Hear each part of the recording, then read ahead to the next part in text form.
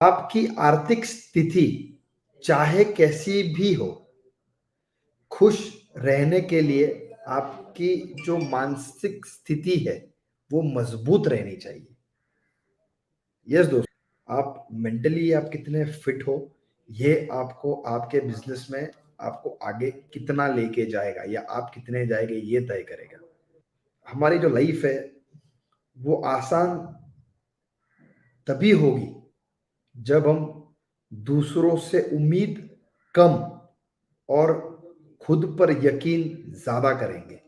हम थोड़ा सा बिजनेस के बारे में, फोटोग्राफर्स के बारे में, मोटिवेशन के बारे में बात करेंगे। शख्स है आज हमारे साथ कि उससे हमको बहुत सारी चीज सीखनी चाहिए, देखनी चाहिए।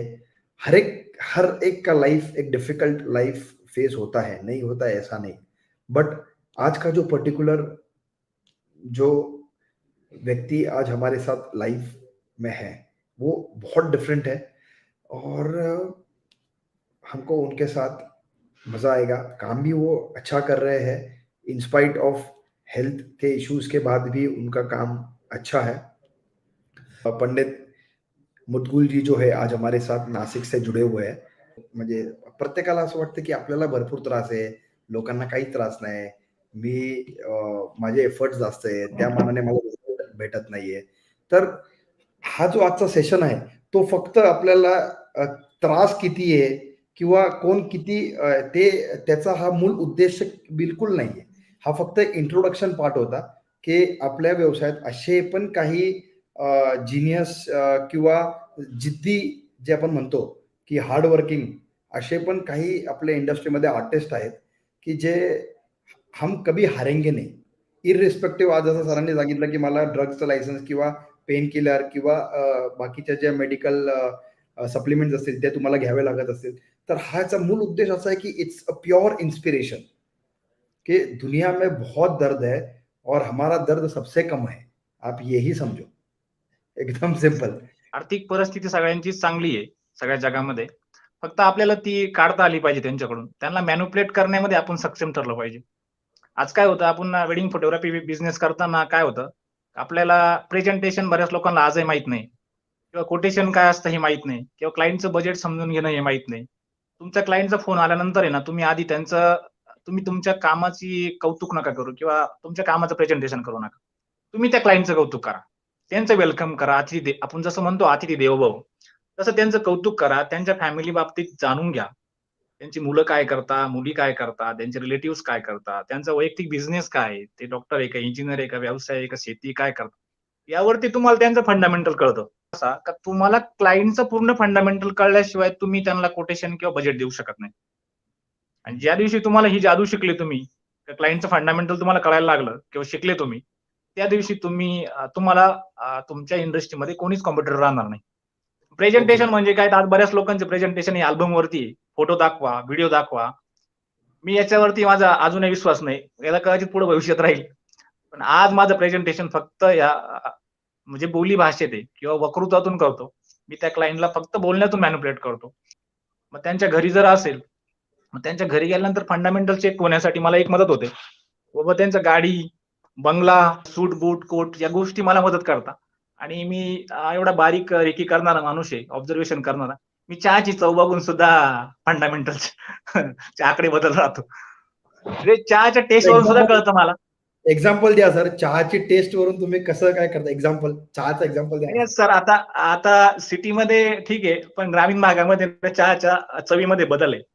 तर काही ठिकाणी म्हणजे कमी दुधाचे चहा असतात, काही ठिकाणी बिगर दुधाचे म्हणजे दुधाविना चहा असतात, आपण ज्याला ब्लॅक टी म्हणतो वगैरे, किंवा काही ठिकाणी गोड चहा असतात, साखर जास्त राहते. म्हणजे ग्रामीणमध्ये तुम्ही बघा, काही ठिकाणी गेले तुम्ही खेडेगावात एखाद्या शेतकऱ्याच्या घरी किंवा, तर चहाचं प्रमाण जास्त राहतं त्याच्यात. बरोबर. म्हणजे तुम्ही चहाची टेस्ट जशी तुम्हाला अमृततुल्यमध्ये आज भेटते ना, तुम्ही जर चहाची क्वालिटी जर चेक केली त्या क्लायंटच्या घरी गेल्यानंतर, ती जर एकदम टेस्टेड वाटली तुम्हाला, जास्त गोड पण नाहीये आणि जास्त चहा फिका पण नाही, तर 100% समजायचं की हे क्लायंट हुशार आहे. म्हणजे बारीक बारीक गोष्टी काही यांनी लक्ष दिलंय, तर हे 100% फोटोग्राफीकडे पण बारीक काही बघत असतील. बरोबर की नाही? आणि खेडेगावात काय राहतं, समजा अचानक पाहुणे आले, चला गॅस पेटवा, चहा ठेवा, मग 1 कपची 2 कप होत्या. म्हणजे पाहुणे राहते 2, इकडे 4 कप होता, मग साखर एक्स्ट्रा पडून जाते, तो गोड होऊन जातो. म्हणजे या गोष्टीकडे का तर ते त्यासाठी व्यवस्थित त्यांचं मांडणी नाही किंवा अभ्यास नाही. फक्त अंदाज आपण जे मराठीत बोलतो अंदाजपंचे कार्यक्रम करतात आणि त्यांचं फोटोग्राफीची लेवल पण तशीच राहते मेंटॅलिटी लग्नाच्या टायमाला. चला लग्न जमलंय, सगळी खरेदी वगैरे झाली, आता 8 दिवस लग्न आलंय, चला फोटोग्राफर बघूया. का तर अंदाजपंचे. कोणीतरी सांगतं अरे लग्नाला फोटोग्राफरची गरज आहे. म्हणून ते अंदाजपंचे काम करतात आणि ते अंदाजपंचेच त्यांनाही माहित नाही की लग्नाला किती बजेट असतं, लग्नाचा किती फोटोग्राफीचा खर्च येतो. आणि तो त्रास आपल्याला होतो. का रे बाबा तो 20,000 करतो, तुम्ही कसं काय 30 सांगताय, तुम्ही कसं काय 50 सांगताय, कसं काय लाख सांगताय. पण सर एक गोष्ट सांगू का, चहा तर लेडीज बनवणार आणि डिसिजन घेणारा तर जेंट्स असतो. नाही सर, तुम्ही 100% बरोबर बोलता. पण सगळ्यात जास्त व्यवहार हा लेडीजच्या ताब्यात असतो. आज कुठे जा वर्ल्ड म्हणजे ऍक्टर असेल, फिल्मवाले असतील, पॉलिटिकल असेल, कोणी असेल. ते साऱ्या जगाला ऑर्डर करतात, पण त्यांना ऑर्डर करणारी लेडीजच असते. हे तर बरोबर म्हणजे आहे. Yes. आजही माझ्या कॉन्टॅक्ट लिस्टमध्ये ऍज अ क्लायंट म्हणून लेडीजचे नंबर जास्त आहे. Okay. कारण मी हम्म. त्यांच्या माइंडचा चांगला रेकी केली किंवा एक सायकोलॉजीचा अभ्यास केलाय. त्यांना काय पाहिजे. समजा तुम्ही लग्नात जरी एखाद्या शूटच्या वेळेस बघा, तर तुमच्या लग्नामध्ये जास्त लेडीजचेच फोटो निघतात. किंवा आजही तुमचा फोटोग्राफी बिझनेस हा ब्युटीवरच आहे. एक्झॅक्टली. येस. येस, ब्युटीवरच आहे. म्हणजे आजही लग्नाला खर्च केला जातो, त्या मुलींच्या लग्नावर खर्च केला जातो जास्त. मुलांपेक्षा मुलींच्या लग्नाला जास्त खर्च केला जातो. आणि त्याची सायकॉलॉजी जर बघितलं तुम्ही, तर त्यातूनच जास्त तुमचा बिझनेस ग्रो होतो. तुमच्या जास्त कॉन्टॅक्टमध्ये लेडीजच पाहिजे. जरी तुमचं डील त्या घरातील मेन व्यक्तीशी होतं, तर ती लेडीज जर शेजारी बसेल असेल, तर ती डील सुद्धा वेगळी होते. नुसता तो वन मॅन आर्मी जर बसेल असेल तिथे, तर तो तुम्हाला अटॅक करणार. बाबा असं नाही, हा एवढ्यात करतो, तो तेवढ्यात करतो. तर नाही, तुम्ही डील करताना जर क्लायंटच्या घरी गेले, तर त्यांची मुलं-मुली समोर बसवा.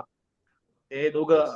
आई-बाप असेल किंवा आई-वडील असतील, त्यांना पण बसवा. त्यांच्या सगळ्यांचा सायकॉलॉजीचा अभ्यास करा. कोणाला काय पाहिजे, कोणाची काय रिक्वायरमेंट आहे, कोणाचं काय स्वप्न आहे. कारण बऱ्याच लोकांचं आज बघा, सोशल मीडियामुळे काय झालं, स्टोरी क्रिएट वेडिंग झाल्या सगळ्या. का मला माझ्या वेडिंगमध्ये अशी स्टोरी क्रिएट करायची, माझी अशी थीम असणार आहे. मग वडिलांचं कसं राहतं, बजेटवर राहतं. आईचं कसं राहतं, मग आईचं कसं राहतं, नवऱ्याचं बजेट प्लस मुलांचं रिक्वायरमेंट म्हणजे मुलांची इच्छा, या दोन्हीचं कॉम्बिनेशन राहतं आईचं. आणि मुलांचं कसं राहतं, की मला हे करायचंच आहे बाबा, किती खर्च येऊ दे, पप्पाला मी कन्व्हिन्स करेन. या तिन्ही गोष्टीचं कॉम्बिनेशन ज्यावेळेस होतं, त्यावेळेस तुम्ही प्रेझेंटेशनसाठी तयार होतात आणि तिथून पुढे तुमचं प्रेझेंटेशन चालू होतं. मग तुमचं कामाचं प्रेझेंटेशन तुम्ही तर आज करणारच आहे, करताच आहे प्रत्येक जण, करा. पण तुम्ही काम कसं करता, तुमची टीम कशी काम करते, तुमच्या टीममध्ये कोण-कोण काम करणार आहे, कुठले लोक आहे, ते कसे काम करतात, त्यांची क्रिएटिव्हिटी काय, स्किल काय. समजा एखादी लेडीज फोटोग्राफर आहे तुमच्या टीममध्ये, ते सांगा का तुम्ही सर आमच्या टीममध्ये एखादी लेडीज फोटोग्राफर आहे. त्या लेडीज फोटोग्राफरचा इम्पॅक्ट असा होतो सर, तर त्याचा प्लस पॉईंट असा का तुम्ही एकतर जे ऍज अ टीम म्हणून काम करता 4-5 लोक, तर तुम्ही एक तर संस्कारी आहात. कारण तुमच्या टीममध्ये एक लेडीज फोटोग्राफर आहे. कोणीतरी दुसऱ्याची मुलगी तुमच्या टीममध्ये काम करते. त्याच्यानंतर तुम्ही व्यसनी नाही.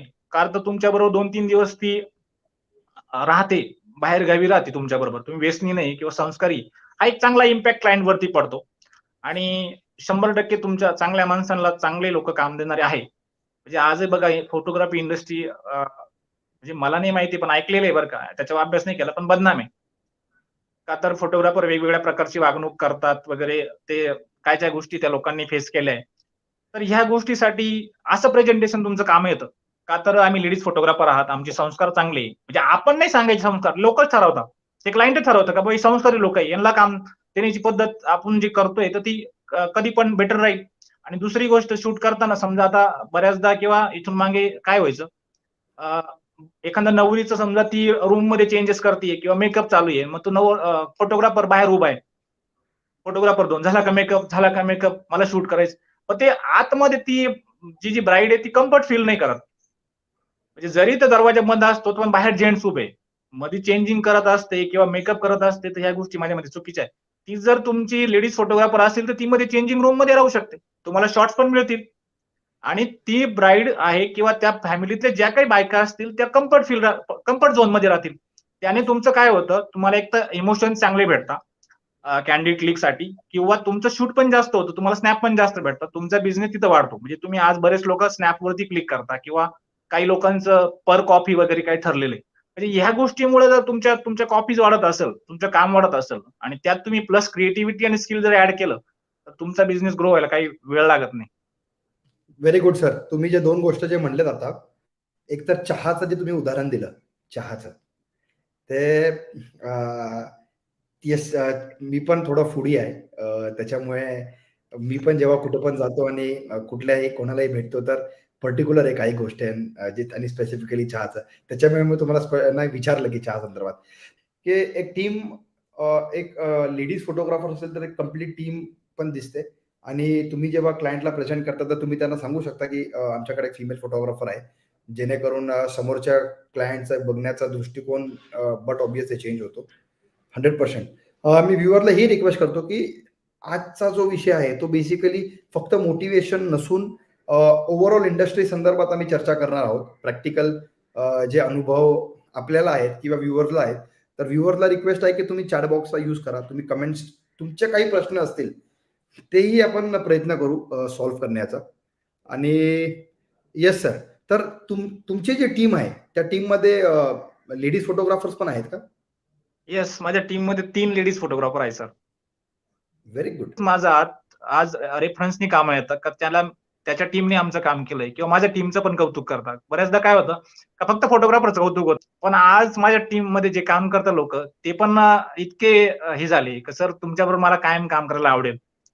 अरे वा, ग्रेट ग्रेट ग्रेट. कॉंग्रॅच्युलेशन, तुम्हाला शुभेच्छा त्या गोष्टीची. Yes. तर कोटेशन संदर्भात तुमचं काय मत आहे? वेडिंग फोटोग्राफीची डील ही तुमची आता हजारोतून लाखोत चालली किंवा हजारात जरी करत असाल तर तुमचे अबाउट 50,000 किंवा 40,000, अबाउट 10,000 जरी असेल तर ती अमाऊंट मोठी. आणि तुमच्या एवढ्या अमाऊंटचं तुम्ही काम करत आहे तर त्याला कोटेशन पाहिजे. काही छोटीशी गोष्ट घ्यायची असली तरी तुम्हाला कोटेशन मिळतात किंवा देतात ते दुकानदार. तुमचं अमाऊंट खूप मोठं आहे. बस त्या कोटेशनचा फायदा असा का त्या क्लायंटला समजा तुमचा अमाऊंट जर जास्त असेल तर त्या कोटेशन मध्ये तुमचं अमाऊंट नुसतं दिसलं नाही पाहिजे, तर त्याच्या कामाचं डिस्क्रिप्शन ज्यावेळेस दिसतं त्यावेळेस ते क्लायंट तुमच्यावरती विश्वास ठेवतं की बाबा ठीक आहे, याने अमाऊंट जास्त घेतोय, 2 लाख घेतोय, 2.5 लाख घेतोय, तर ते कामाचं 2 पान भरलेलं असतं. मी काय काय करणार आहे, माझे किती लोक काम करणार आहे, किती ते किती काम करणार आहे, हे त्या क्लायंटला समजतं. म्हणजे आपण जे फोनवर समजू शकत नाही ते कोटेशन सांगतो. आम्ही सर अशी फोटो काढतो, अशी डिझाईन करतो, त्याला ग्राफिक डिझाईन करा. बरेच लोक करताय. तर त्यांनी रेडीमेड टेम्पलेट बनवून ठेवलंय का माझे पॅकेज असे ठरलेले आहे, त्याला मस्त इकडून फुलं तिकडून फुलं असं करून. तर हे गोष्टी त्या क्लायंटला डिस्टर्ब करता. मग काम काय करणार आहे त्याचं विस्तृत डिस्क्रिप्शनचं लिहिणे. तुम्ही फर्स्ट डे पासून तर लास्ट डे पर्यंत काम कसं करणार आहे, तुमचं एडिटिंगचा विषय कसा असणार आहे, तुम्ही डिलिव्हरी कसं करणार आहे, या सगळ्या गोष्टी डिस्क्रिप्शन मध्ये आल्या पाहिजे. विथ तुमचे आता इंडस्ट्रीमध्ये काम करताना बऱ्याच फोटोग्राफर लोकांना खूप त्रास सहन केलाय किंवा लॉस झालाय, त्यामुळे टर्म्स अँड कंडिशन आल्या आता का आम्ही या टर्म्स अँड कंडिशन मध्येच काम करणार आहे. तर तुमच्या त्या टर्म्स अँड कंडिशन पण त्या याच्यावरती पाहिजे. मग त्या छोट्या का असेल किंवा जास्त असेल, तुम्हाला ज्या ज्या गोष्टी तुम्ही फेस केल्या आहे किंवा त्यातून तुम्हाला त्रास झालाय तर त्या गोष्टी उद्या भविष्यात घडू नये म्हणून त्या टर्म्स अँड कंडिशन तुम्ही टाकू शकता. म्हणजे साधारण कोटेशनचा फायदा असा आहे सर, तुम्ही जर तोंडी सांगितलं का सर मी ह्या कामाचे 10,000 रुपये घेणार आहे, प्रत्येक लाईनला बार्गेनिंग पाहिजे, मला पण पाहिजे, तुम्हाला पाहिजे, आपण बाजारात गेलो बार्गेनिंग करतोच. 10 रुपयाची मेथी जुडी 5 रुपयाला मागतोच, तर क्लायंट पण तुमच्याकडे मागणारच आहे. त्यासाठी तुम्ही एक तुमचं विशिष्ट अमाऊंट ठरवा का मला ह्या कामाचे 10,000 पाहिजे, प्लस मला काम क्लायंट कमी रेट करणार आहेत, 2,500, 3,000, 4,000 कमी करणार आहे, ते वाढवा. म्हणजे 10 चे 14 झाले. आणि प्लस समजा तुम्ही आज सगळा व्यवहार जो चालतो खरेदी विक्रीचा हा डिस्काउंट वरती चालतो. म्हणजे तुम्ही आजही दुकानात गेले तर तुमचा 200 रुपयाचा शर्ट गाड्यावरचा तुम्ही तिथं 200 नाही घेऊ शकत. तोच दुकानात गेले तर तो 200 रुपयाचा शर्ट 2,000 रुपयाला असतो आणि तुम्हाला 20% डिस्काउंट असतो. तुम्ही त्या 20% डिस्काउंट मध्ये खुश आहे का, तर बाबा त्याने 20% डिस्काउंट दिलाय, तो 200चा शर्ट 2,000 विकला हे त्याच्याकडे तुमचं लक्ष नाही, तुमचं डिस्काउंट कडे लक्ष. त्यासाठी क्लायंट बार्गेनिंग करणार आहे तो डिस्काउंट प्लस तुमचा डिस्काउंट आणि तुमचं ऍक्च्युअल रेट. म्हणजे तुम्ही 10,000 रुपये एका कामाची घ्यायची, तुम्हाला ते 10,000 प्लस क्लायंटचं बार्गेनिंगचा थोडाफार अंदाज करायचा, बाबा हे 5-10,000 कमी करतील किंवा आपण कमी करू शकतो. त्यांचे 5,000 15,000 आणि आपण प्लस कोटेशन मध्येच आधीच डिस्काउंट ऍड करायचा की मी तुम्हाला या कामाचे 3,000 डिस्काउंट दिलाय. म्हणजे तुमचे झाले त्यांचे 5, तुमचे 3 डिस्काउंट आणि मूळ तुमच्या कामाची मूळ मुद्दल अशी 18,000 रुपयाचं ज्यावेळेस तुम्ही कोटेशन देता त्यावेळेस तुम्ही क्लायंटला डिस्काउंट दिला हा एक मेसेज जातोय. प्लस डिस्काउंट देऊन पण तुम्ही त्यांचे रेट कमी केले किंवा त्यांनी बार्गेनिंग केल्याची अमाऊंट तुम्ही कमी केली, तो एक मेसेज, गुड मेसेज जातो. आणि तुम्हाला जे पाहिजे मुद्दल तुमच्या कामाचं जे काही व्हॅल्यू ठरलंय ते तुम्हाला मिळतं. त्यासाठी कोटेशन देणं महत्वाचं आहे. बऱ्याच गोष्टी कोटेशन मध्ये, पण आता हा टॉपिक सांगितलं तुम्हाला. फोटोग्राफी इंडस्ट्रीच्या मानाने लेडीज फोटोग्राफर फारच कमी आहे. मग ज्यांच्या टीम मध्ये लेडीज फोटोग्राफर नाहीये, त्यांच्या टीमने काय करायला पाहिजे? त्यांनी काय करायला पाहिजे असं काही नाही. लेडीज फोटोग्राफर 100% कमी आहे. तुम्ही तुमच्या घरचं लेडीज तयार करू शकता. तुमच्या फ्रेंड सर्कलमध्ये करू शकता किंवा तुमच्या मित्राची बायको पण आज फोटोग्राफर असू शकते. तुम्ही शोधा, सापडेल. पण लेडीज फोटोग्राफर हा का यूज करायचा आहे? समजा तुमचं काम जर कमी लेव्हलचं असेल 10-20 हजाराचं, तुम्ही तिकडे लेडीज फोटोग्राफर तयार करणं किंवा तिला अॅक्वायर करणं किंवा शोधणं हे पण अवघड आहे किंवा करूच नका तुम्ही. तुमचं काम त्या लेव्हलचं पाहिजे, तुमचं प्रेझेंटेशन त्या लेव्हलचं पाहिजे आणि तुमचं क्लायंट त्या लेव्हलचं पाहिजे. त्यावेळेस तुमची टीम बिल्डअप करायची गरज पडणार आहे तुम्हाला. तुम्हाला 5 लोकांना टीम करायची म्हणजे तुम्हाला किमान क्लायंट 2 लाख रुपयाचं करणं आहे. त्यासाठी तुमच्या टीममध्ये मग लेडीज पाहिजे. तुम्ही जर 2च लोक काम करत असाल तर तुम्हाला लेडीज फोटोग्राफरची गरज नाही. किंवा तुमची जर मॅडम असेल समजा घरची, ती जर तुम्हाला साथ देत असेल तर काही हरकत नाही, करा. पण समजा किरकोळ क्लायंटसाठी किंवा छोट्याशा अमाउंटसाठी तुम्ही लेडीज फोटोग्राफर हायर करताय, तर या गोष्टी माझ्या मते चुकीच्या आहेत. आणि असेल तर बेटर. नसेल, नाहीये, उपलब्ध नाहीये म्हणून तुम्हाला सांगितलं मी. तर त्या चांगल्या क्लायंटला तुम्ही त्या टीममध्ये लेडीज फोटोग्राफर इन्व्हॉल्व करा. 100% त्याचा इम्पॅक्ट होतो. आणि जर तुम्ही चांगलं काम करायला लागले, मोठ्या लेव्हलचं काम करायला लागले, तर ते काम काय होतं माहितीये का सर, तुमची जाहिरात खूप होते. ते क्लायंट त्या लेव्हलचं असतं, त्यांची मेंटॅलिटी त्या लेव्हलची असते आणि त्यांचे नातेवाईक ज्यावेळेस फोटोग्राफर त्यांच्या लग्नात शोधतात, तर त्यावेळेस विचार काय करतात, अरे आपल्या सुमितच्या लग्नात कोण होता? तिकडे 50% जाहिरात झालेली असते पंडितची. तर बाबा तो एवढ्या मोठ्या पार्टीचं लग्न करतो म्हणजे तो चांगलाच आहे. 50% तुमची ऍड झालेली, फक्त 50% तुमच्या व्यवहाराचा विषय राहणार, डीलचा विषय राहणार आहे. आणि डील जर तुम्ही क्रॅक करण्यात म्हणजे सक्षम ठरले तर डन आहे. ते का सांगितलं सर, लेडीज तुमच्याबरोबर 3 दिवस काम करताना जो इम्पॅक्ट पडतो तो तुम्हाला कळला. पण लेडीज फोटोग्राफर सांभाळणं हे पण तुमची जबाबदारी आहे. एक्झॅक्टली. बरोबर की नाही?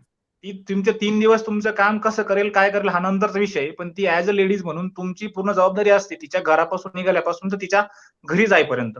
ती जर तुमची कॅपॅसिटी असेल तशी डील तुम्ही क्रॅक केली असेल तरच परवडेबल तुम्हाला. तिला तुम्ही काम झाल्यानंतर तुम्ही असं सांगू शकत नाही का तुला बसमध्ये बसून देतो जा बाई घरी. तिला घरी सोडणंच आहे तुम्हाला. ती जबाबदारीचं काम आहे. आणि त्यासाठी यश जबाबदारी ज्यावेळेस आपल्या जबाबदाऱ्या वाढताना त्यावेळेस तुम्हाला अर्निंग जास्त असेल तर जबाबदाऱ्या तुम्ही पेलू शकता. तुमचं इन्कम जर कमी आहे तर तुम्ही जबाबदारी जास्त वाढू नका. हा एक मेसेज आहे त्याचा. नाही, मला हा मेसेज सर सगळ्या फोटो इंडस्ट्रीला द्यायचा होता किंवा मी देतोच आहे. तुमच्या माध्यमातून मला देण्याचं तुम्ही एक संधी दिली. तुमचं मनापासून धन्यवाद. आणि ज्या लोकांनी ऐकलं, मला ऐकून घेतलं, माझे तोडके-मोडके शब्द चुकीचे असेल, बरोबर असेल, त्यांचं पण धन्यवाद. आणि 100% जर जी गोष्ट घेण्यासारखी असेल ती घ्या. ती तुमच्या बिझनेसमध्ये प्लांट करा. मार्केटची सायकॉलॉजी समजा आणि बिझनेसमध्ये अपडेट राहा, अलर्ट राहा, सावधान राहा. एक्झॅक्टली. कारण येणारा काळ हा गडबड करणार आहे. तुम्ही गडबडीत राहशाल आणि गोंधळून जाशाल. गोंधळ मांडू नका. बिझनेस हा वेगळा विषय, फोटोग्राफी वेगळा विषय. त्याच्यावरती चांगला अभ्यास करा आणि जास्त टेन्शन घेऊ नका. एकदम आनंद राहा, फ्री राहा. आणि कमी वेळेत जास्त पैसे कमवा. सगळ्यात गुड मेसेज. तसं मी सांगितलं माझी थिअरी. आणि आपल्या वैयक्तिक लाईफसाठी वेळ काढा. कारण जीवन हे जगायसाठी असतं, लोकांचे अल्बम देण्यासाठी नाहीये. Yes sir, thanks a lot. Thank you sir, तुम्ही तुमचा वेळ दिला. थँक्यू सगळ्यांचे थँक्यू, धन्यवाद. कुछ कुछ पॉइंट्स थे जो हमने नोट करके रखे आज के सेशन से, जो टेक अवेज जो हम लोग कहते हैं कि जैसे पंडित सर ने कहा कि जब अगर वो किसी के घर पे जाते हैं तो चाय से उनको पता चलता है कि सामने वाला क्लाइंट का क्या माइंडसेट है, क्या मेंटालिटी है, वो कितना पैसा देगा. उसका भी बहुत अच्छा एग्जांपल उन्होंने दिया. और यस, जो फूडी है तो वो आई थिंक उससे वो अंदाज लगा सकते हैं. लेडीज में एक लेडीज का टीम मेंबर अपने ग्रुप में होना चाहिए. उसके वजह से आपके लिए 2 बेनिफिट है. एक तो आप सामने वाले का मेंटालिटी आप चेंज कर सकते हो, एंड उसी के साथ साथ आपका एक इम्प्रेशन जो क्लाइंट है उसके ऊपर अच्छा गिरता है कि नहीं, ये जो कोएड जो सिस्टम है, मेल फीमेल के साथ काम करते हैं, तो इसमें आपका जो रेपुटेशन है या आपका काम करने का जो स्टाइल है वो बहुत अलग है. आप वो सारी चीज़ों का आप ध्यान रखते हो. देन आप सिर्फ प्रोडक्ट मत सेल करिए, आप पहले सर्विस सेल करिए. सर्विस जो है, जो अपना फोटोग्राफी इंडस्ट्री में है, फोटोग्राफी आइदर वो कुछ भी हो, पोर्ट्रेट, सिनेमेटोग्राफी, एक्सवाइज जो भी हो. एंड देन उन्होंने कहा कि आउटसाइड से वो उनके पास अच्छे जो एक्सपोजिंग वाले हैं वो है. बिजनेस लाइफ और पर्सनल लाइफ के बारे में बहुत अच्छा क्वेश्चन ने पूछा, जिसको हमने कवर भी किया. तो बहुत सारी बातें कर रहे थे. और उसी के दरमियान बहुत सारा नॉलेज भी शेयरिंग हुआ। तो व्यूअर्स को बहुत बहुत धन्यवाद देता हूँ।